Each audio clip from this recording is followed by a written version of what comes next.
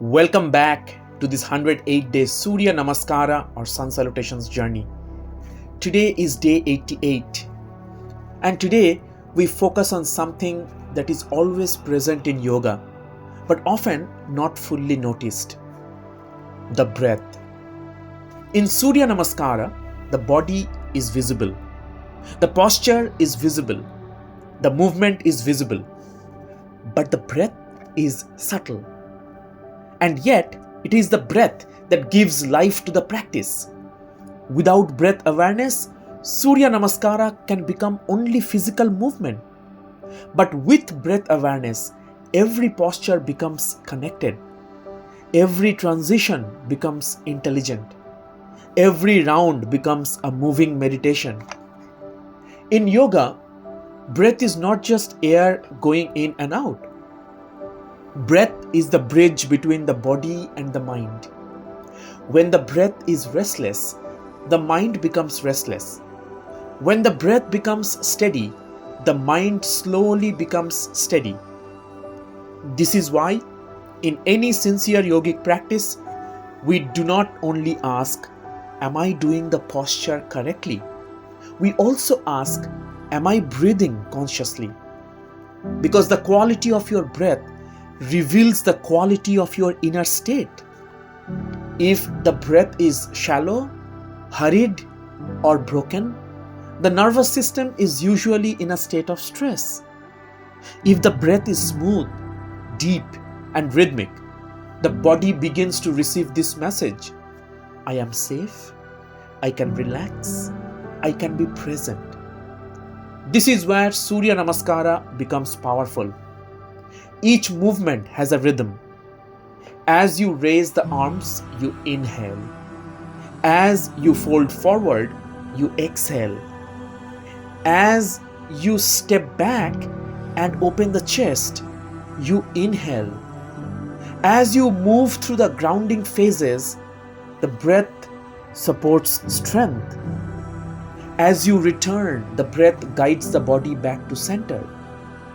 So the breath becomes the teacher, not the ego, not comparison, not speed, not performance. The breath.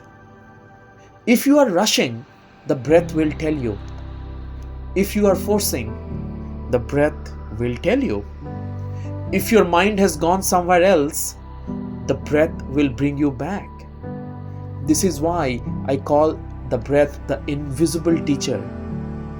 It does not shout, it does not argue, it simply reveals. And if we listen, it guides.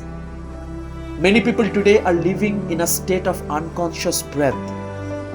They are technically breathing, but not truly breathing well. Long hours of sitting, digital overload, constant thinking or overthinking rather, emotional pressure, deadlines and stress. All of these make the breath short and restricted. Over time, the body begins to normalize this shallow breathing pattern. And then we wonder, why am I tired?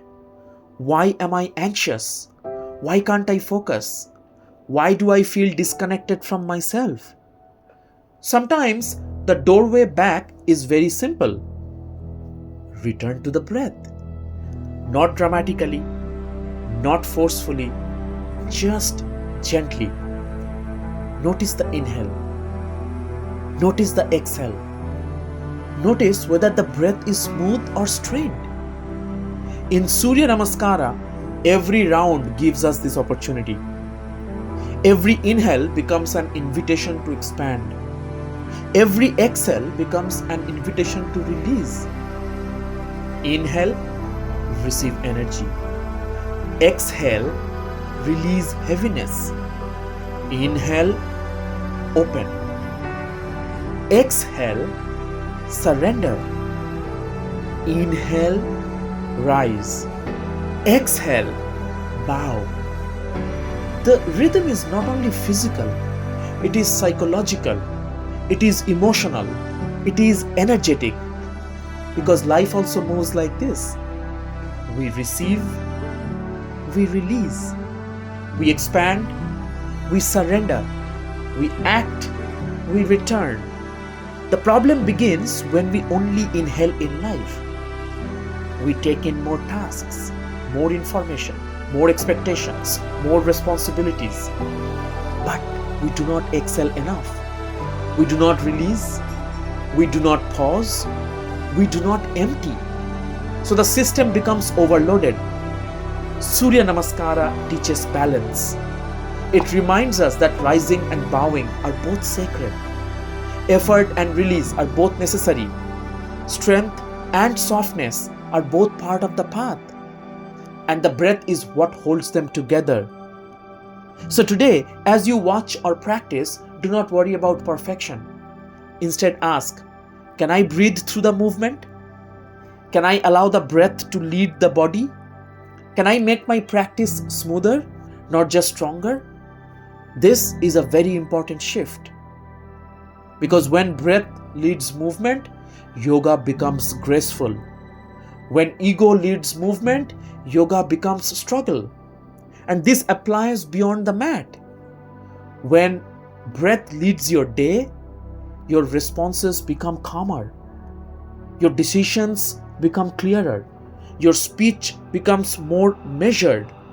Your nervous system becomes more resilient. A conscious breath before a difficult conversation can change the whole conversation. A conscious breath before responding to a message can prevent unnecessary reaction. A conscious breath before starting work can bring your scattered energy back into one place. This is why breath is not just part of yoga. Breath is part of leadership. Breath is part of healing. Breath is part of self-mastery. So today's practice is simple. Do not just count the rounds. Feel the breath inside the rounds.